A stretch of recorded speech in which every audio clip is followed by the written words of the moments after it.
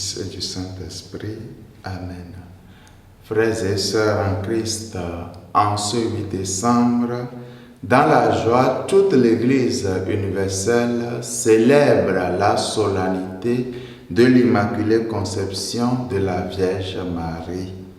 Alors, bonne fête à chacun de vous, frères et sœurs, et que le Seigneur dispose nos cœurs à l'écoute de sa parole.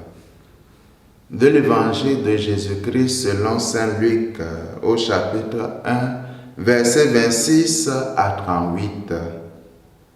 En ce temps-là, l'ange Gabriel fut envoyé par Dieu dans une ville de Galilée appelée Nazareth, à une jeune fille vierge, accordée en mariage à un homme de la maison de David, appelé Joseph, et le nom de la jeune fille était Marie.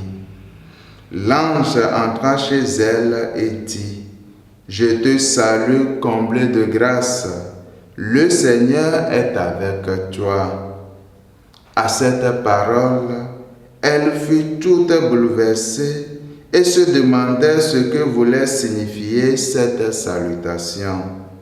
L'ange lui dit alors: « Sois sans crainte, Marie, car tu as trouvé grâce auprès de Dieu.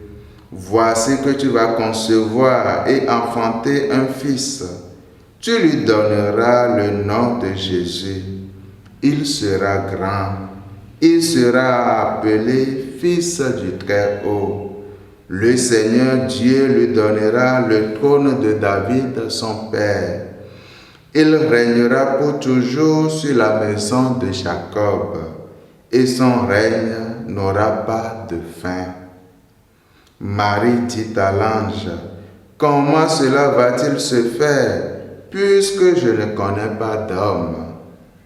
L'ange lui répondit: « L'Esprit Saint viendra sur toi, et la puissance du Très-Haut te prendra sous son ombre. C'est pourquoi celui qui va naître sera saint, et sera appelé Fils de Dieu. Or, voici que dans sa vieillesse, Élisabeth, ta parente, a conçu elle aussi un fils, et en est à son 6e mois, alors qu'on l'appelait la femme stérile. Car rien n'est impossible à Dieu. » Marie dit alors: « Voici la servante du Seigneur, que tout m'advienne selon ta parole. » Alors l'ange la quitta. Acclamons la parole de Dieu. Louange à toi, Seigneur Jésus. Bien-aimés de Dieu, nous célébrons en ce jour la solennité de l'Immaculée Conception de la Vierge Marie. En vertu d'une grâce exceptionnelle, Marie, mère de Jésus, n'a jamais connu le mal.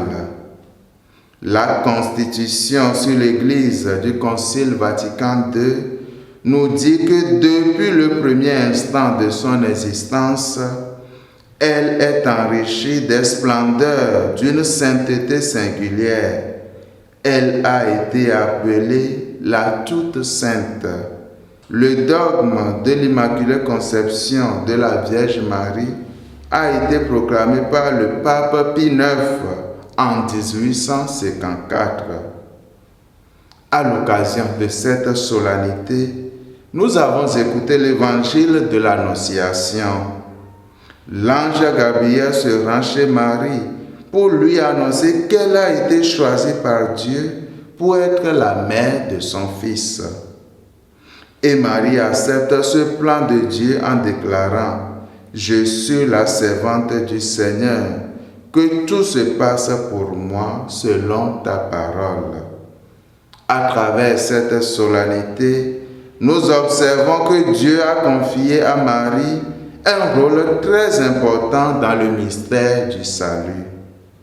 Frères et sœurs, aujourd'hui encore, le Seigneur continue à appeler des hommes et des femmes. Ce n'est plus par l'ange Gabriel qu'il intervient dans notre vie.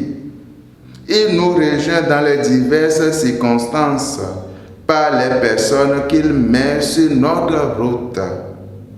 Il peut aussi nous interpeller par sa parole ou par un événement particulier. Il nous invite à puiser à la source de son amour pour le rayonner autour de nous. Nous sommes appelés par Dieu pour incarner sa miséricorde, sa tendresse, son amour et sa justice dans le monde. Que la Vierge Marie nous soutienne dans cette vie et à l'heure de notre mort. Amen. Et que Dieu Tout-Puissant vous bénisse et vous garde, le Père et le Fils et le Saint-Esprit. Amen.